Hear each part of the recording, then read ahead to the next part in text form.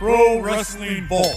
35 short stories including Harley Race, Ricky Morton, Tracy Smothers, and Tim Storm. Along with 300 photos from the independent scene, taken from Texas, Louisiana, Mississippi, and Alabama. Get your book today by going to WrestleVille.com or LanceByChance.com. WrestleVille, it's where wrestling lives. Are you a fan of horror movies? Necronomicon Ex Mortis, the Book of the Dead. What about cult classics? Your move, creep. If you are, you'll love Shocking Things. Please search for us on all the major podcasting platforms. To see our social media and a direct link to our podcast, please go to anchor.fm/shockingthings.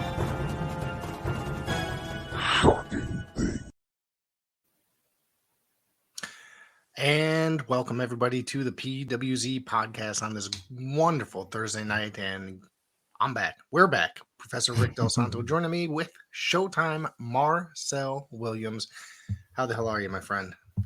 Doing good, man. I am back here to talk about some AEW, maybe a little appetizer, WWE, whatever is left of it. And but I'm gonna give a shout out to Rick Del Santos, man, the hardest working man this week. Yeah, interviews with Guardian Chaos, with Bull Dread, putting out more content for the PWZ, and I appreciate that more than life itself, my guy. Just keep on with the PWZ content going out. And I believe I have some sort of an episode planned for each and every day this week. So it's very troublesome. It's gonna be tiring, but I'm doing it. Trust me, after WrestleMania, I fully understand. I think that's what motivated me to keep going. Yeah. To just keep doing episode after episode. Because I mean, I think we did 4 episodes that week, and then we did another 4 the following week, and then we just kept rolling, you know. And so I think I just in the mood, whether it's 5 minutes or whether I'm here for 2 hours, like I was with Big Daddy on Monday. Was it Monday? Yeah, or Tuesday. You know. It doesn't matter. It's just about creating content and putting it out there for the fans and viewers to enjoy. So that's what it's about. Nah, and absolutely. Our mutual love for professional wrestling. So yeah, no, absolutely. You know, a few weeks ago, we was playing MIA. You know, taking nights off and vacations or working, but now we're back here full fledged and we gotta keep this on going because we in a groove. Yeah, we definitely are. And like I said, there's more. Don't forget to tune in on Tuesday. Sunset Steve Garcia is our guest. So that's going to be fun. A nice, good up and comer, a really great guy all around. Mm-hmm. So let's hello Adonis. Thank you for tuning in. Actually, he didn't mention me. He just mentioned you. He must be mad at me today. You got heat, brother. I do. You got heat with Adonis. I enjoyed every bit of each and every day he was putting out content. I checked it out. It just, like I said, continue to expose the talent of the Northeast and hopefully more talent of the globe. But we building. It takes time, and we continue to see these viewers. It's showing up. So hard work do pay off, and we gotta keep on doing that work. Absolutely. And like I said, we do have a guest spot open for Monday if anybody is interested in coming on. Not you, Adonis, but anybody else that's interested in coming on. Please do Monday. Please do Monday because Raw isn't kicking it. Yeah. So Rick Del Santo's rather spend more time with somebody else instead of spending time watching Raw. Absolutely. I could sit around and do nothing for 3 hours, and it's better than, I'd have to say, watching paint dry is more enjoyable than watching Monday Night Raw. I'd rather watch football, and I hate football. All right. So the Guardian of Chaos is here. Hello, sir. Thank you very much for joining us. What's going on, Guardian Chaos?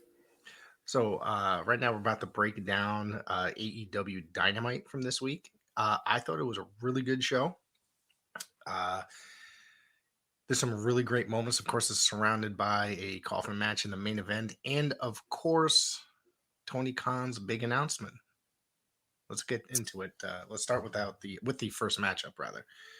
CM Punk defeated Dustin Rhodes. And has these two ever met before that you're aware of, whether it be WWE as Goldust and CM Punk or what have you? No, throughout their whole career, and it's been a long time in WWE with Yeah. them too. They never had any singles match at all. The only thing that was close to them even touching each other, as I heard, was I think it was him and Abdullah Butcher versus Dusty Rhodes and Dustin Rhodes.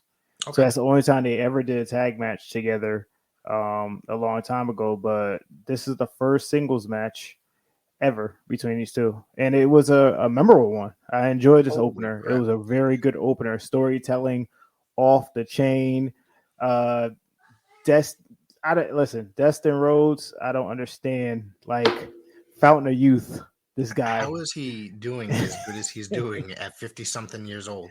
Legit. Like Hey, this guy, listen. he's putting on CM some of the Punk best at matches 40, on the early card. 40s now. Yeah. CM Punk at early 40s. These guys continue to perform and outshow all the young bucks, no pun intended, in AEW. Right. Yeah, I got to say that this was a perfect old school style match. It was just, like you said, beautiful storytelling. This was back and forth. A phenomenal match, man. Yeah, it was phenomenal, man. I just like from the selling of the knee with CM Punk, where he couldn't do the GTS at the end, where he couldn't do it, and he turned into a well familiar finish of SummerSlam '92 main event between Brett and British Bulldog. And Right. he didn't have to beat him with the GTS, but he made it happen with another win. And that's all you have to do in this sport of professional wrestling. It don't have to be predictable. We almost had some hope that Dustin Rhodes may beat CM Punk, but my guy on his way to be the number one contender to face Adam Page, which we've seen at the end as a tease for the AEW World Championship. He's walking away, making the symbol for the belt around his waist. He gets up to the thing. Adam Page's music hits, and they stand there face to face. This is going to be a great storyline going forward for them to get to that position where they're going to headline against each other. I think that I think we talked about it the last time we did a show together, which was Saturday, right? That we talked about Punk, whether he's going to be champion and down the road and whatnot. I think that I didn't really expect it to happen this soon, but I think that this really will be something that's just going to be really awesome to look forward to. It's going to be a great storyline.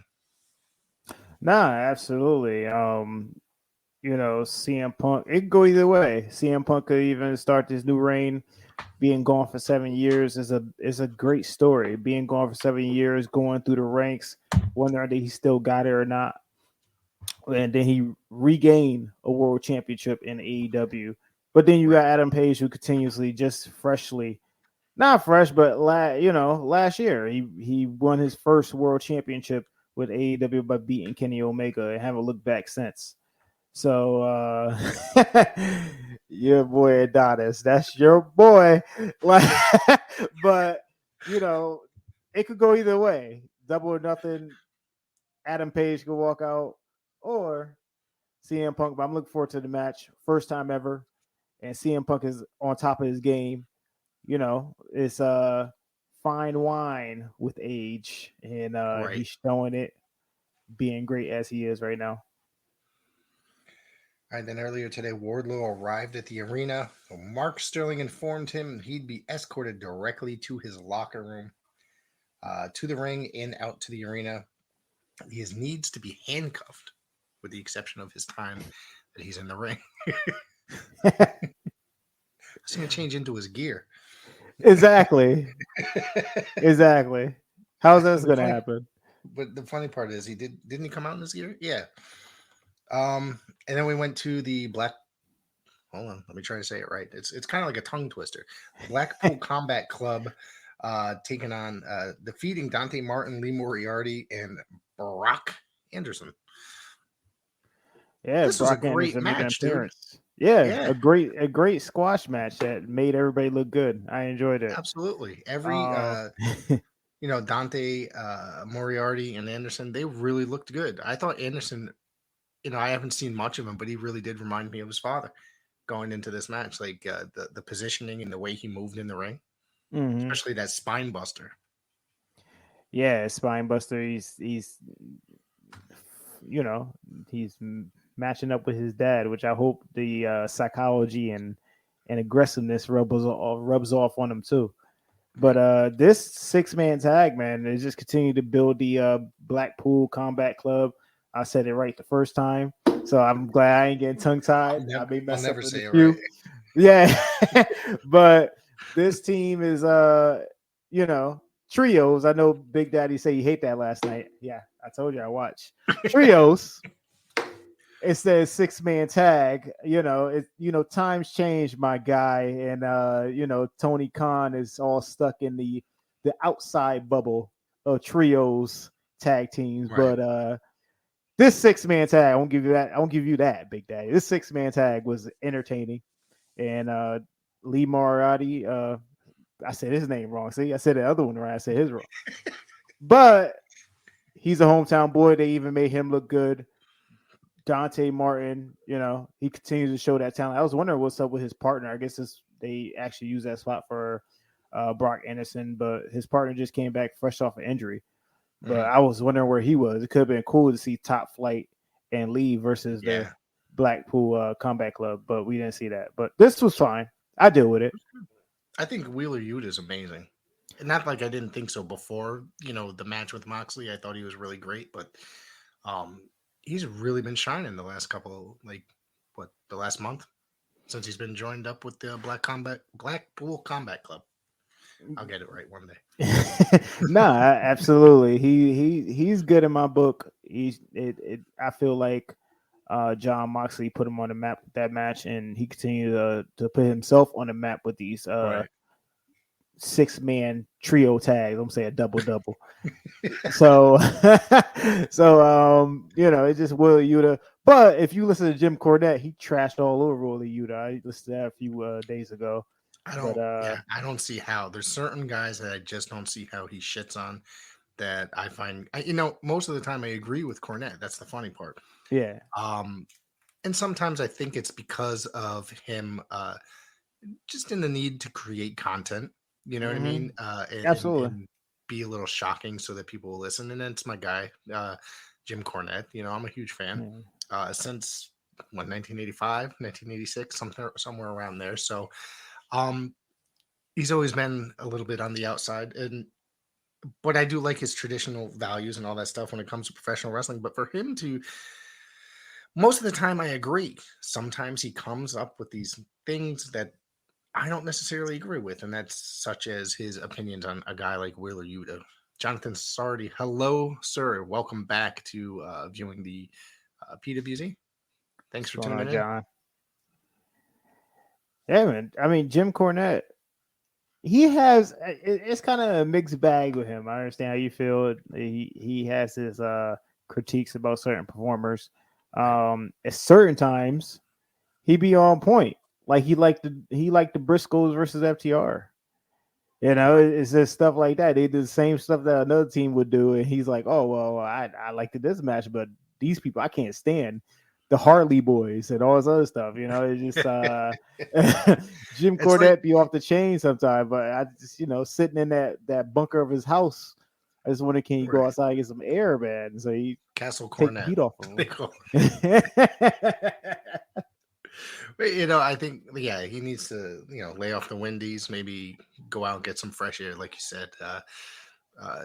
He's nuts. It's like listening to Stern in a way. You sometimes cringe at it, but other times you're sitting there laughing. Nah, absolutely. What was the next segment, my man? It was Backstage with Adam Cole. Well, not quite. First, not quite yet. Our man Tony Khan came out. He was introduced. We'll get to Adam Cole. He was introduced by Tony Schiavone for his huge announcement. Khan brought out Takami Obari, the president of New Japan, and then Adam Cole interrupted. So and said that he was going to make the announcement for Tony Khan that about the Forbidden Door taking place. What is that? June? Shit, I don't have the date here in front of me. It's in June. I think it's June 26th. Chicago, Illinois. That there's going to be a New Japan AEW Super Show in Chicago, Illinois. Yes. AEW returns back to Chicago again.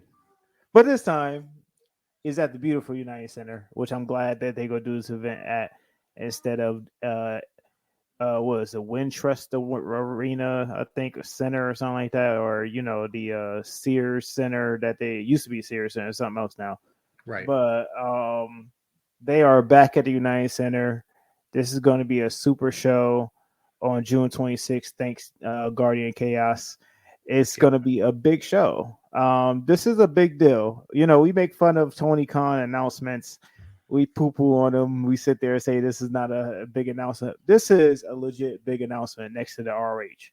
This is a Forbidden Door that's been talked about since the pandemic done started. And this is legit the Forbidden Door. This is the event. All the possibilities. Right. All the possibilities. All the matches. We can see Okada versus Omega on American TV in America one more time. Or we see CM Punk versus Okada. We see Tanahashi versus CM Punk. We see all this in one night. It's only one night. Yeah. Forbidden Door, United Center. I'm looking forward to it. Jay White. I want to see some Jay White versus even Jay White versus Kenny Omega. This story there. Oh my God. I don't think, from what I've read or heard earlier today, that Omega's not going to be ready in time. I mean, ultimately he can come back if if the doctor approves him, clears him, but on a technical level, he's really not going to be ready to go. I'd love to see him come back. I feel like it'd be more important for him to come back to that show instead of Double or Nothing. Absolutely. But the seed's been laid. You got Jay White coming out saying that the Undisputed Elite is Bullet Club. So, right. It's just the story's there. And sooner or later, we're going to see a wedge between the Young Bucks and Adam Cole and Red Dragon. Right. But this is, I'm really looking forward to this event. This is a big event. Great venue. Great crowd. Going to be hot. And I swear, AEW is tearing up Chicago. Might as well be their home base. Right? This is going to be, I think this is going to be like show of the year. Fuck WrestleMania. Seriously. Fuck Absolutely. Supercard of Honor. I thought Supercard of Honor was phenomenal. I think this is going to be the show of the year, and I'm calling it now. It's going to be a show of the year. I just look forward to it. There's nothing else bigger than this show. WrestleMania is a big event for all wrestling fans because it's a commercial type Super Bowl event for a big company that is a big public event for all of wrestling. You got, Coca-Cola. Coca-Cola can have all the big events. Everybody know what Coca-Cola is. And then all of a sudden when Pepsi want to have something with another company, it's going to be big, but it ain't going to be big like Coca-Cola. But we can enjoy the Pepsi in their big event. So I'm going to enjoy AEW in their big event with New Japan Pro Wrestling. I'm very excited for it, to be honest with you. Like, super excited. I didn't really think that this was... I got to post this. One way or another, in some capacity, Twinkle Toes McFingerbang Omega will be there. Oh, man, that's a great... As Cornette call him, Kenny Olivier. Right. So let me ask you, did you ever see that movie that he did, that movie short? It was like a slap movie. They were just like a bunch of people sitting in the woods just slapping each other in the face. I believe it. Nah, I never seen it, but I believe something that... I think that's what made Cornette think that he was homosexual. So, because after watching this thing, I was like, I watched it after he told me, or after, not after he told me, but after he talked about it on his podcast, and I had to go search it out, and I literally sat there like, what the hell is going on? Literally, yes, like, exactly. It's ridiculous. He never lived it down with that, or either him wrestling the doll, or him wrestling in the woods, and and it is, you know, times and change. Stuff is real silly in wrestling. I get Yeah. it, and just like I listened to the other day with you and Guardian, is about the word longevity. Mhm. And if any person that you gotta follow, prime example for is Kenny Omega. This guy been off the rails performing on top notch, being the best bout machine, and now he's been out since Full Gear. You know, and now he won't be calculated whether he be there at Forbidden Door or Right. whether he gonna be at Double or Nothing. But sooner or later, all those moves catch up to you. Absolutely. You should know. Didn't you have a thing you were gonna Absolutely. say? That's Right. why that's why I'm retired. Right. Retired. Shout out to Gregory Kramer for There you popping on go, there. Gregory Kramer. Hello, buddy. Where was I going to go from there? There was something else. Okay. Before we get back into Dynamite, I had a conversation with somebody, and they kind of annoyed me. This is a Okay. younger gentleman while I was in the office. What's your opinion on Kenny Omega as opposed to someone like Roman Reigns? Make me laugh, please. Or The difference or what my opinions of between both of them. they said that they literally, and I just honestly didn't understand. I basically came to the understanding that they didn't know that they were more about watching the show as opposed to watching the actual grappling and the story. You get what I'm saying? Yeah. That makes sense. Like Roman is great. Roman is a character, and he's great at being a character. Whereas Kenny Omega is actually a great wrestler and puts on great matches. If you watch, do you think that Roman is actually like a great wrestler? I mean, as an actual wrestler, my opinion, I wouldn't say no. Is he great at telling a story and being a character? Absolutely. But and then I'm this about was to show this was I'm about to show my age right now. okay. So we gonna take this back to 1980s. Flair was, let's just say Flair is like Kenny Omega. Mhm. You could at me if you want to about anything, but let's just say it's just an example. Ric Flair is performing up and down every country in the world, being a performer that he wants to be.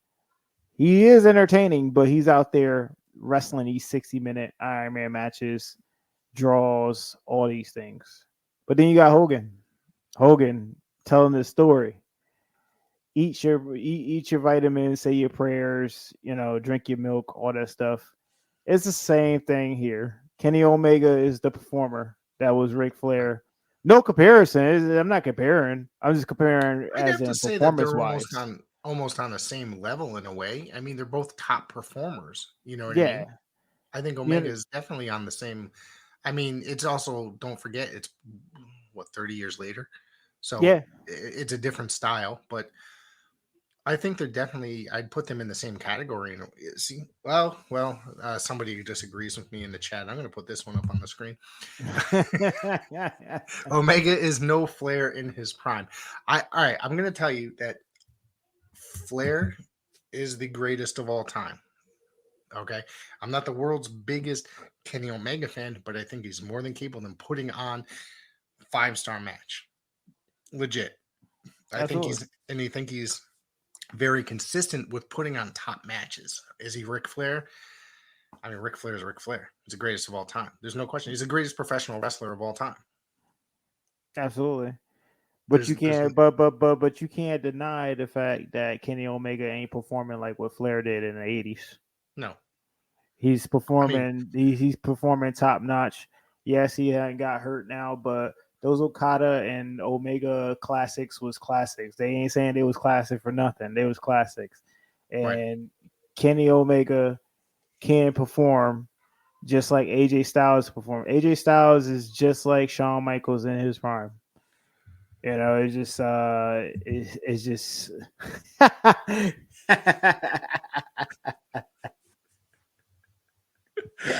The Guardian of Chaos says, I compared to Omega to a poor man's Shawn Michaels.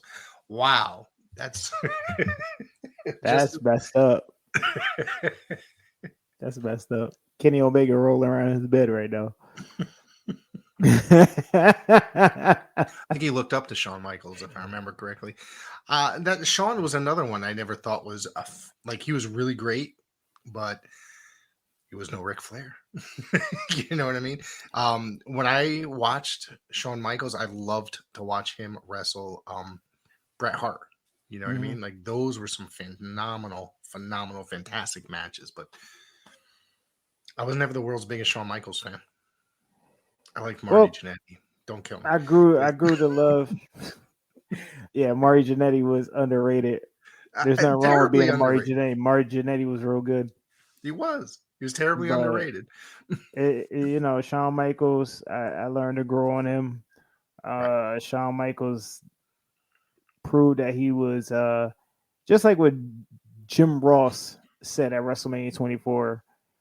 If Ric Flair was a A competitor of all time, the greatest competitor of all time, why you can't say that Shawn Michaels is A- kind of like they all in the same level? Like it's just like it's different generations.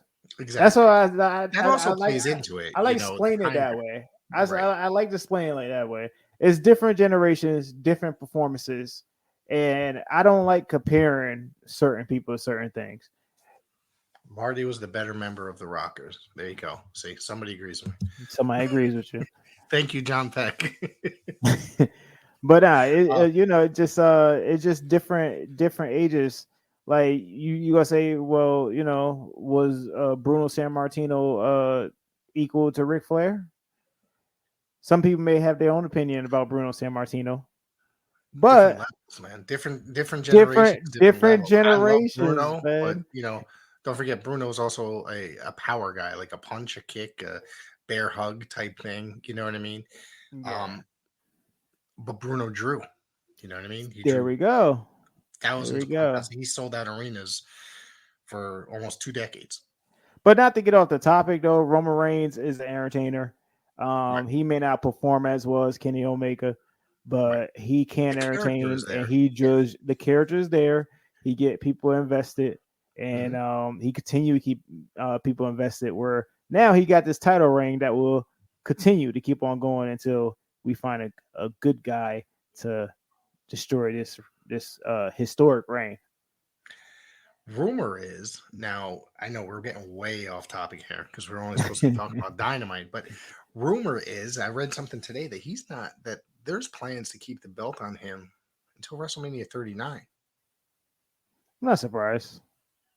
Why not? That's like 2 years away. That's another 2 years away.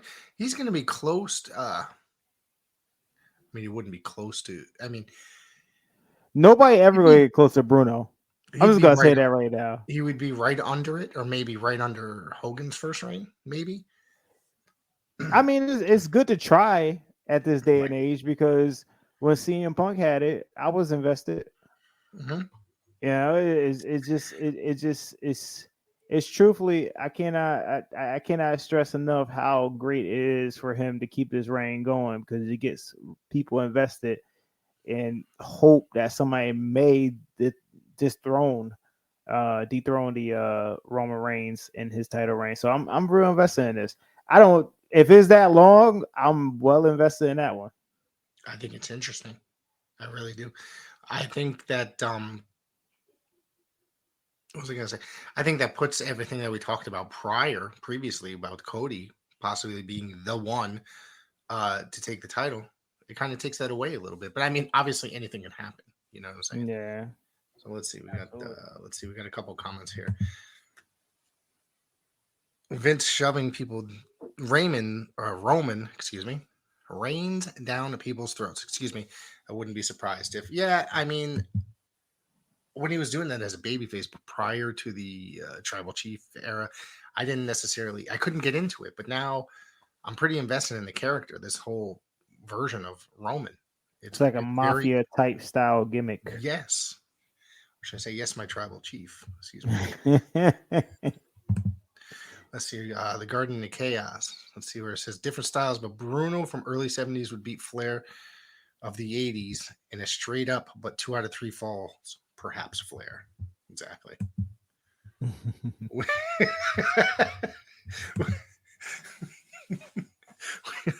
We don't talk about Bruno. No. Let me tell you something. Guardian of Chaos. My son has been walking around the house singing that song and asking me to play it on Apple Music left and right. He just watches that movie over and over. That's I don't even know what movie that is, but he's been watching it quite a bit lately. Let's get back into Dynamite. What do you say? Yes, sir. Jade Cargill was backstage with Red Velvet, Kiera Hogan, and Mark Sterling. Let's see if Marina Shafir's the problem, then Cargill's the problem solver. Encanto, that's right. Thank you.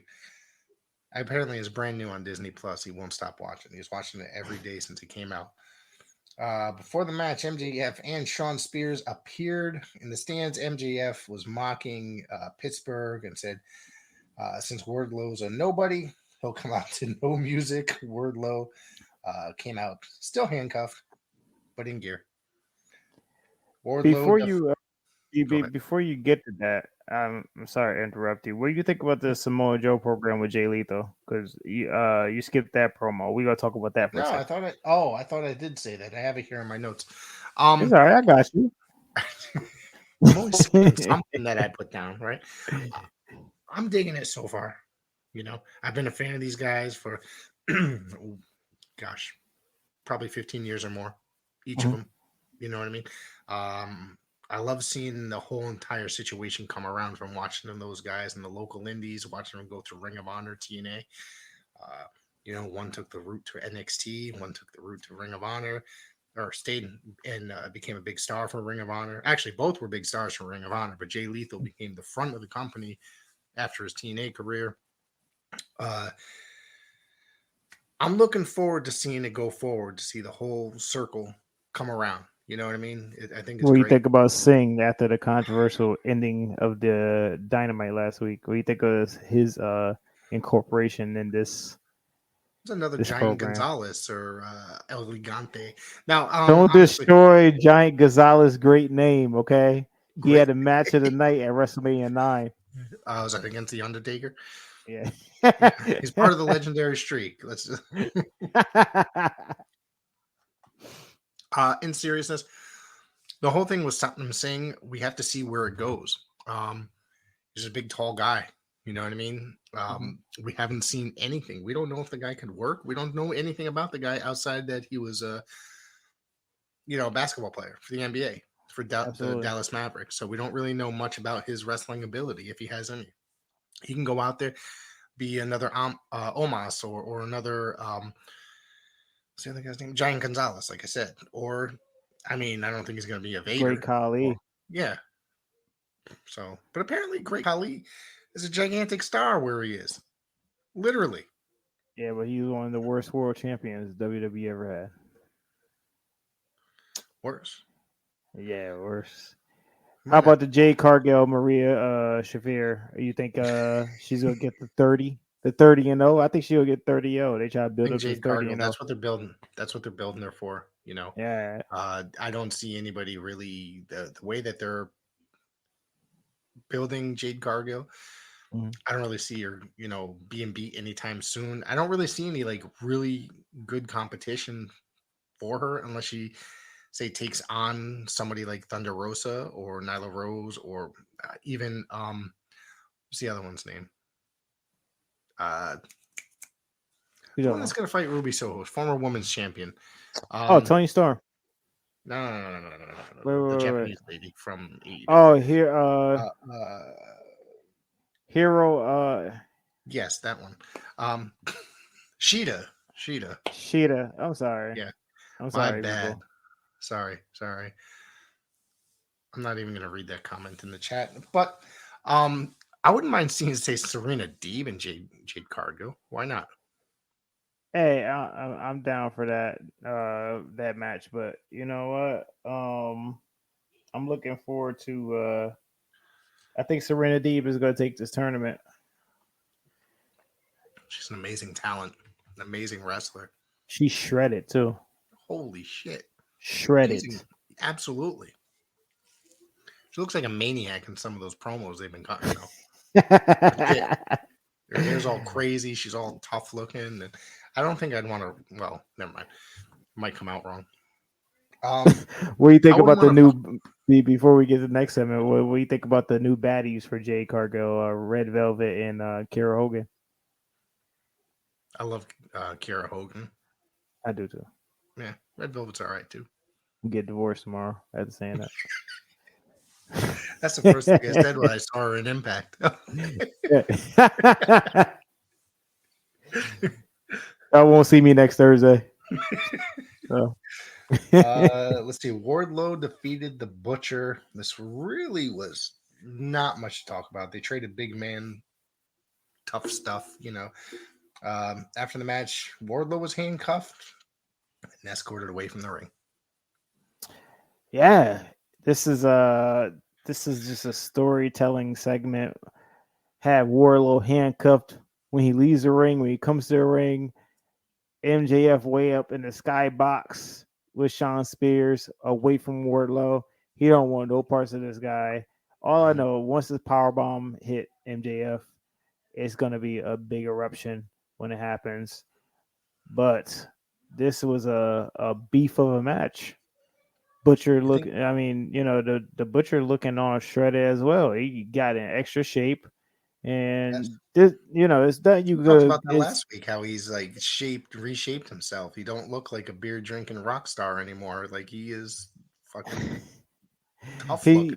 He's starting to look like a Macho Man or Hogan with the hairstyle on top, just with tattoos. Right. But this was a beef match. This was a beef on top of beef. But yeah, it told his story. Exactly. It got the job done. It did what it was supposed to do. Let's see. Eddie Kingston addressed Daniel Garcia. Who will he face on Rampage? Their stablemates won't be allowed in the arena. He then told Jericho that everything he does to Garcia will be done to him later on. I see blood and guts coming. Yes. I see blood and guts coming for this one. This is an angle that's really starting to shape up to be a blood feud, but I'm still trying to figure out who would be the two to join up with Eddie Kingston and Proud and Powerful. We'll have to see. Yeah. All right. So I don't really have another opinion on that. Sorry. It's okay. No, I'm looking forward to it. I think Jericho, no matter how he reinvents himself, he always does a really, really good job at reinventing himself. He might not be the top star that he was in the last 15 years ago, or, but he's making himself still very interesting to watch. He's making, you get what I'm saying here? Absolutely. Like, I don't watch him for his matches anymore. I mean, it's not like he's putting on bad matches. It's just not the Jericho of, say, late 90s to early 2000s or what have you. Jericho in great shape too. I don't know what's in the water back there. Well, I think it was DDP yoga that's getting him into shape. Yeah. So, let's see. I'm not answering that. So the Owen Hart Foundation Cup qualifier. Kyle O'Reilly defeated Jungle Boy. I thought this was a really good match. The crowd was sort of quiet for this one, but it was a great, great match. Yeah, it was a great, pure wrestling match. That's what I call it. Where's JR? This was a good, pure wrestling match between these two. I enjoyed the ground and pound. And Kyle O'Reilly, I know he worked in the Indies before and worked in ROH, but I really seen his work in NXT, and now he's a great grappler. And it's a different style that's different than any other person. For him to match up with Jungle Boy, I felt this was a good, solid qualifying match. Kyle O'Reilly works a style like the old, like a Lord Steven Regal, William Regal, what have you. sort of at times like he wrestles an old school catch as catch can style, but then he does a lot of like MMA influenced professional wrestling as well. Mhm.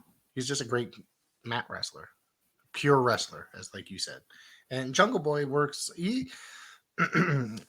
I've noticed that he's worked a variety of different styles in his tenure in AEW. He's not just a high flyer. He could actually wrestle. It seems he's capable of putting on a really good wrestling match. Nah, absolutely. But I like at the end, Kyle O'Reilly comes off the top with a knee to the ribs. That was something different. He beat him with it, nice and clean. Kind of think all these tournament matches for Owen Hart Foundation tournament is going to be all clean wins. It's going to be like the G1. Yeah, the G1. It's going to be clean finishes instead of some interruptions and all this other stuff. Right. Yeah, which is going to be legit sports a tournament. Entertainment finishes. Yeah. Absolutely. MJF was backstage with. Wait, before you get to that, the groundwork for Christian Cage when he came up to Jungle Boy, and you can tell he was kind of disappointed. He was disappointed. He basically, I guess, he apologized. I guess, or they talked things out because he wanted to go for that win. In this tournament, he wanted to go further in this tournament, but they walked away arm in arm as they, like father son type. The story still continues. Yeah. Do you think Christian's going to turn heel? Absolutely. He go mess him up. He go beat him bad. It's gonna be real bad. I would not be surprised. I wouldn't be surprised, really. The words of Macho Man, WrestleMania 8. He's gonna beat him, and he's gonna beat him bad.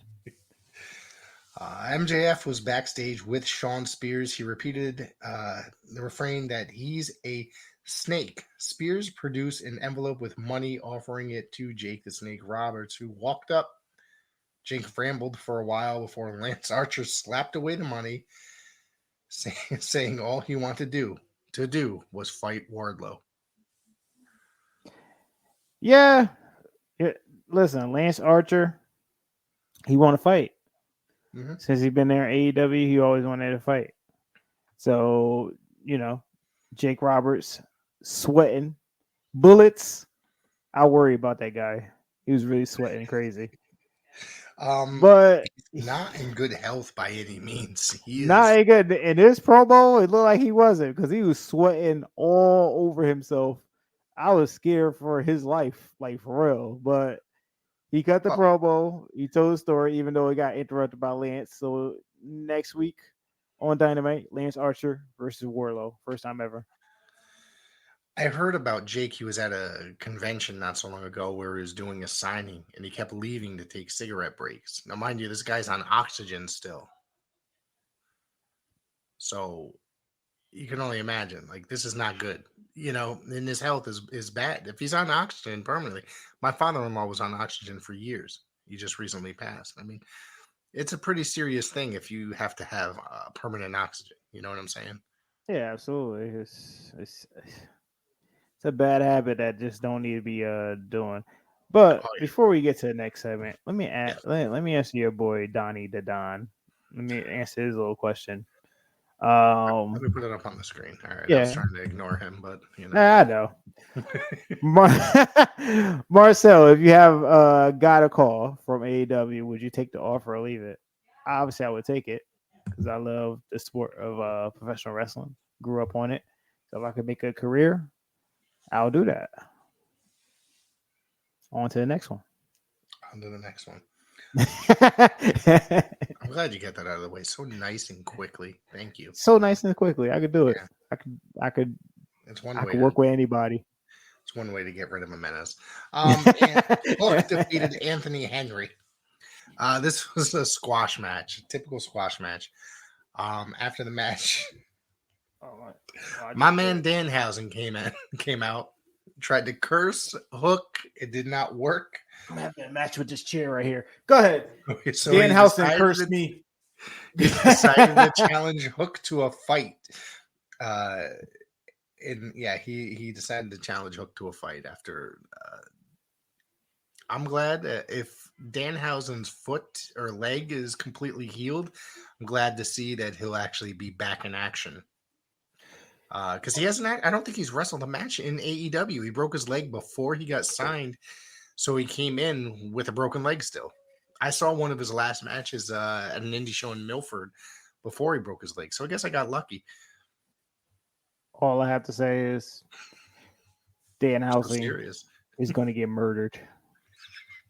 Come on, man. Hook is going to destroy him and turn him into chicken soup. Oh, man. And I can't wait to see it. Damn. You're messing with my guy. Your guy going to get destroyed. We got a little while to go here. Frankie Kazarian was about to call out Sammy Guevara. Scorpio Sky interrupted. He said all of his accomplishments wouldn't have been possible without Kazarian, before asking Kazarian to wait for his TNT title shot until after Sky won it back. Kazarian said he'd always have Sky's back. These guys worked the SoCal indie scene together for many, many years. First ever AEW Tag Team Champions. Yep. I'm looking forward to this story that was laid out. You know, Frank Kazarian will be next up, and he's doing a favor for Scorpio Sky, and Scorpio Sky really want to get redemption over Sammy Guevara for what he did. As we get to the next segment here, it's what do you think of this Sammy and Ty Conti? I kind of feel like they was getting this heel role. They felt comfortable instead of trying to play babyface and trying to make this not happen. It's like one of those natural heel turns as opposed to something happening. Like they're not attacking anybody. You know what I mean? It's the way they're acting. They're acting, and people are just not taken to it. So I like Sammy as a heel. I like him as a baby face. Either way, outside of the ring, I've heard he's a wonderful human being, but he plays a very good heel. You know what I mean? I think he does. I think this could really be good going forward. It's still in its infancy, technically. No, it is. We all know how this started. This all started with Sam Guevara proposing to his ex-girlfriend in the middle of the ring in front of everybody. So that kind of laid the groundwork for what we got now, which I wish he never did because that kind of messed up his whole flow of him being a babyface. But now we're here, and now he has to play the heel with Ty Conti. And I kind of like it. I kind of feel like Sammy Guevara, like where he say he don't give a about his Dan Lambert's mom or what granddad or whatever, or he don't give a damn about Ethan Page's kids, like just stuff like that. He just don't care. So we'll see. We seeing all the heel work pop out. So I'm kind of confused. Dan Lambert as a babyface is so funny. Scorpio Sky, Ethan Page, and Dan Lambert interrupted. They said nobody came to hear Guevara talk into a microphone, and the only reason they're not attacking Guevara is that for Lambert, tonight's all business. Lambert demanded Guevara give Sky his rematch. Guevara said Sky could get his match if they give Guevara and Conti the mixed tag team match, the TNT title match next week. Will be a ladder match. I think that no matter what, I never could picture Dan Lambert as a babyface. It's weird, but it's still really fucking funny.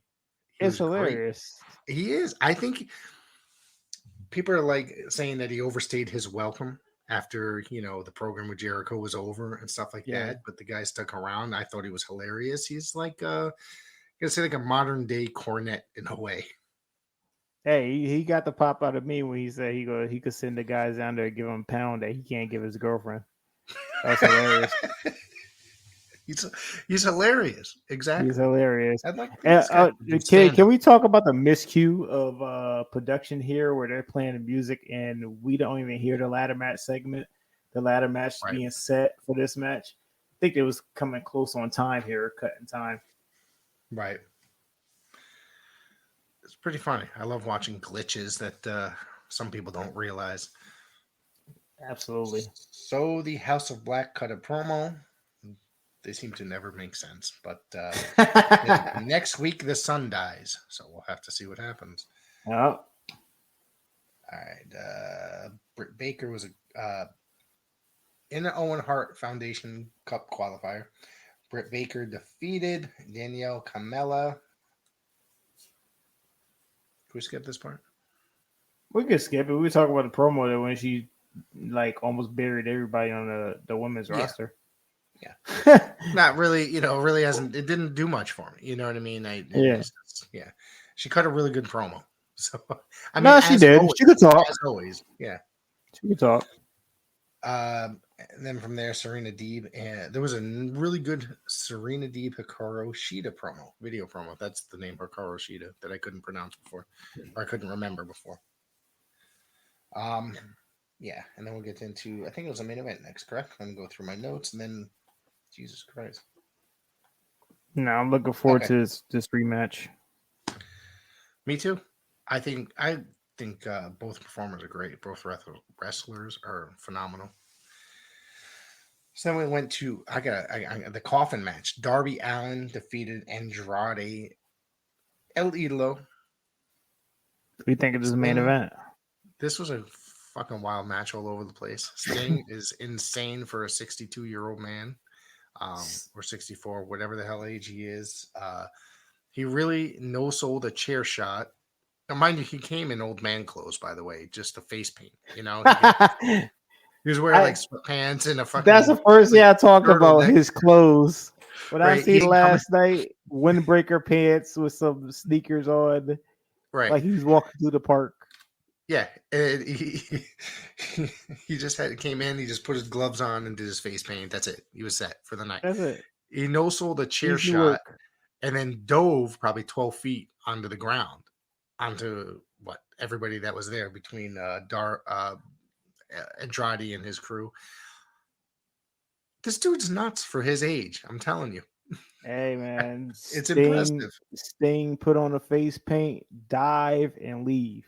That's all he do every Wednesday. And this was wild. Retro to WCW where he wore the mask over the face paint, or TNA. It's just Sting continues to entertain me at the age that he is and show the test of time of he can go with anybody and still do those dives. Seems like he's enjoying doing those dives now. Yeah, I mean, if that's really all he's got to do once a week, he's down. He's down. He's like, well, let me collect my million, just jump off this.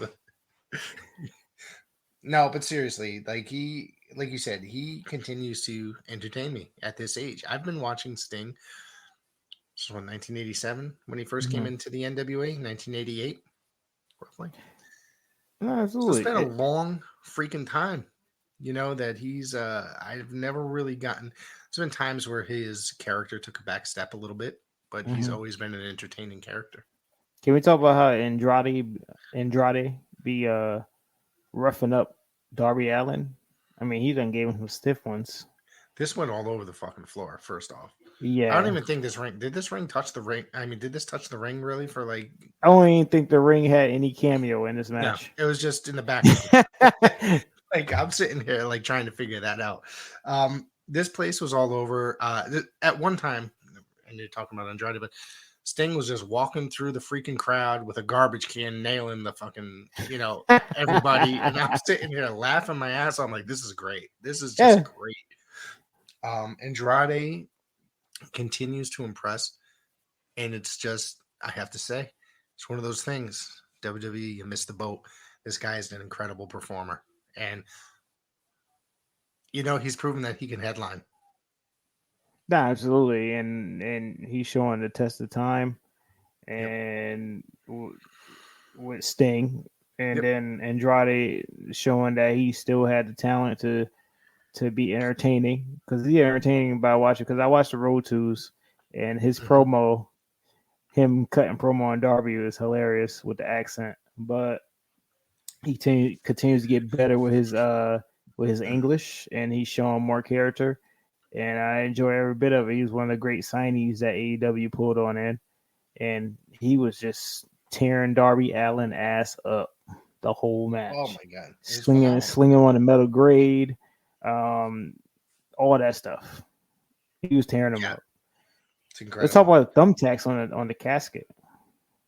That's just freaks me out, dude. Thumbtacks freak me out. I mean, did you ever step on one of those things? I have. It's the most painful thing It's like that I this felt big. yet. Now imagine, well, I mean, I don't think anything beats a fucking Lego. Like, walking around in the dark and stepping on a Lego. You have kids, you should probably know what that feels like. Yeah, stepping on Uh, Legos, stepping on yeah. a cord, the plug of the cord. Yep. I don't feel too well either. No. So, I mean, if your attack is not very good, but if you fall on like 800 of them, Jesus, man, that's got to be painful. Nah, absolutely. I don't understand why it was brought in the professional wrestling, but somebody had to do it. It ain't gonna be me. No. Not that I'm a competitor, but you know what I mean. There's a lot of things I think shouldn't have been brought into professional wrestling, but I guess some of it helps tell the story. I agree with some of it. A lot I don't. Nah, absolutely. Darby Allin with the W. Absolutely. To end this feud, hopefully. Yeah. Let's talk about Rampage coming up. I got the listings so far. Are you gonna say it faster than Excalibur? Wait, what? Oh, I don't think I'm that fast. I'm not that good. So, this coming. Can we talk about how fast he was talking like that? That's crazy. It had to be pre-recorded. Wow. Oh, you mean like sped up, pre-recorded and sped up? No, like he had to be. Yeah, it had to be because no way. Like for you to be talking that fast live, you will at least mess up something. On AEW, I keep calling it Did you notice that there's 2 episodes that me and you have talked, and I went and called it AWA immediately? That means time to watch some AWA. AEW Rampage. I guess not. That all day, trust me. This coming Friday, Owen Hart Cup qualifier, Adam Cole versus Tomohiro Ishii. I cannot wait for that match. This is gonna be a good match. That is gonna steal the show. Absolutely. TBS Championship, Jade Cargill versus Marina Safir. Finally. What you think? I think I mean, hopefully they practice this match 30 times because it's been a long time they've been promoting this match. So Has hopefully Jade Cargill had any real competition for her title? I don't even think this one is gonna be. The real challenge I seen already was her versus Thunder Rosa in the tournament for a TBS championship. But I mean, yeah, just build it up for 30-0. See, Lance Archer is going to take on Serpentico. That's going to be a squash. It's going to be a squash. Okay. Eddie Kingston and Daniel Garcia. That's going to be a stiffer. Yeah. Kingston is continuing to cut the greatest promos. He might be the best promo man next to Flair. Listen, this guy could cut promos on some Skittles. Yeah. This guy's good. That's Rampage this coming Friday. We'll be talking about that soon. AEW Dynamite for next week. I got this right here. In a Philly street fight, Hikoro Shida taking on Serena Deeb. Damn, I have no idea where that one can go. I'm guessing Shida. Shida gonna take this one to end this. This has been going on for a while now. I think it's gonna be all matches been classics. I think this is gonna be it. Shida gonna take it. It's been going on like close to a year. Has it? It's been going on for a while. It all started in Philadelphia, believe it or not. You know that every so often they'll have a match, and then AEW, while they're continuing the program, they don't really bring it up. It's not on every single episode. You know what I'm saying? No, absolutely. They space things out and keep the anticipation a little bit longer. But what was it? The 50th win or 100th win that Shida supposed to have if she beat Serena Deeb, and Serena Deeb took that away from her. That happened in Philadelphia, and that's where they're gonna be at next week. Yep. So story is being told in AEW. Wardlow and Lance Archer. This is gonna be like it's gonna be a war. Clothesline fest. Yes. Just shoulder block fest. Beef on top of beef, like earlier. Yes. Owen Hart Cup qualifier. This match, oh my God. When I found out about this match, I could not believe it. Dax Harwood taking on Cash Wheeler. I can't wait to see this match. Excalibur said it so fast, and then I looked at the match card. I'm like, oh, this is interesting. And then I thought he it had was to a misprint at first. yeah, and then he had to reiterate, like, hold on, let me repeat that again. We're gonna have FTR collide next Wednesday in the Owen Hart Foundation tournament, and I'm looking forward to this. This is gonna be a real good match. Hopefully, it don't be no dud. Hopefully, it be a Mari Jannetty, Shawn Michaels classic. It's gonna be good. I compare this tag team to Tully Blanchard and Arn Anderson, which is my favorite tag team of all time. For me, this is like watching Arn and Tully wrestle, which I don't think they've ever done. I don't think they ever did it. I've never seen them wrestle each other. I'd totally mark out if that happened. Seriously, some video may pop up somewhere. Watch now that I said that. Yes. TNT Championship ladder match: Sammy Guevara taking on Scorpio Sky. I don't know why this match is happening in a ladder match, but I guess I'll take it. Well, didn't they win the title from a ladder match? Am I wrong? Nah. No? Well, Sammy Guevara, yeah, he won it from Cody Rhodes. Right. Okay. Match. So, okay. Yeah. They have a lot of ladder matches here. So it's a little, sometimes it's hard to keep up with.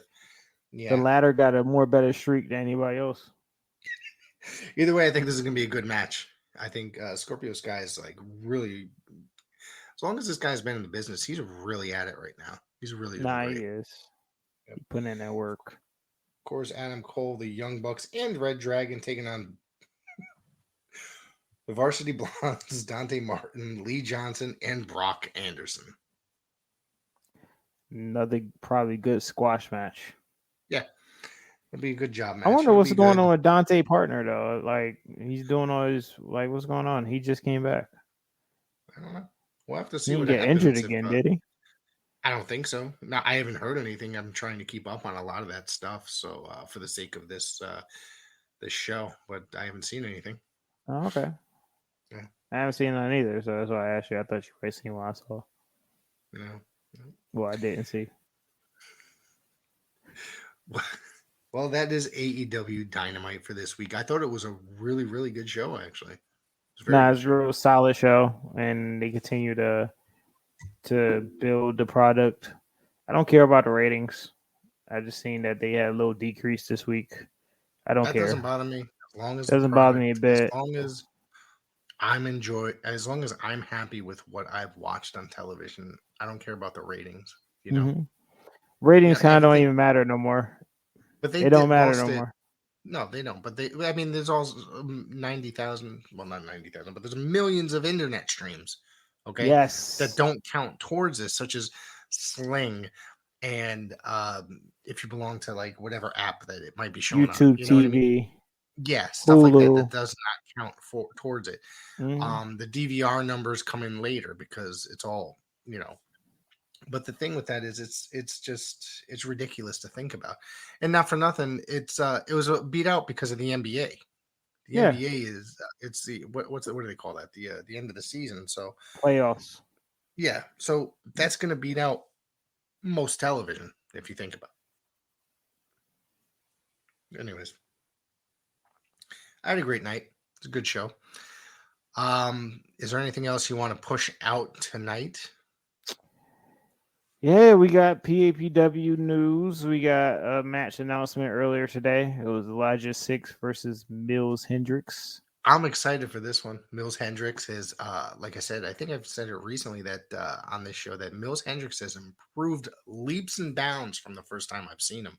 Yes, yes. So I'm really excited to see him face somebody like Elijah 6. Elijah 6 is also improved quite greatly in the last few years since I've seen him. He's gotten better, way better. Yes. I wasn't,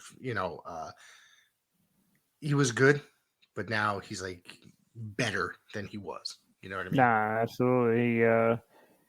Going, above and beyond, hitting those roads and doing more shows and becoming better, like most of these guys. He's on Wrestling Open tonight, so I haven't watched that. I'll probably watch that tomorrow morning. So, yeah. Absolutely. But PAPW, April 30th, Point Blank, 662 Coab, bell time, 7 p.m. The card is on PAPW, all social media, on Facebook, on Instagram, on Twitter, and stay tuned for more news for PAPW. Keep it here for all Paradise Alley Pro Wrestling news. We're going to be talking about so much more coming up because there's a lot. Don't forget to tune in Saturday morning for PAPW Alley Fights, the series here on PWZ Network. Saturday morning, 11 a.m. Why don't you check us out on PWZ Network on Instagram, PWZ on YouTube, Facebook, PWZ Podcast on Twitter, The Real Rick Del Santo on Twitter, and at Showtime Marcel on Instagram, on Twitter. Shoot me a message, and you could tag me on anything, questions you want to ask me. But be sure to like, share, and subscribe PWZ, all the content. Share to a bigger audience. Let us spread out to the world and talk about professional wrestling. Thank you, everybody. We'll see you real soon.